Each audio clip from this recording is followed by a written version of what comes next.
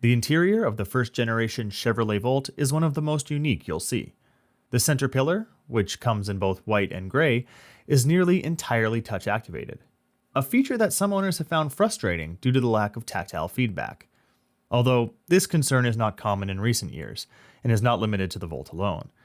The resistive touchscreen display features a firmer push than what most people are accustomed to these days, but hosts a plethora of settings and vehicle features.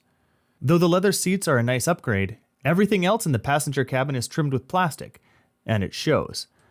The white plastic used here is very reminiscent of a Star Wars stormtrooper, hence the non-factory decals placed on the doors. The Volt's interior came about due to Chevrolet trying to balance the cost efficiency of plastic with the heavy investment which was required to bring one of the earliest and most innovative PHEV concepts to market. Cargo capacity in the Volt is below average at only 10.6 cubic feet, expandable to 35 cubic feet with the rear seats folded down. Speaking of which, the first generation Volt has a limitation in seating with room only for 4. The rear passenger area is uniquely restricted by a console between the two seats, which accommodates a portion of the hybrid battery.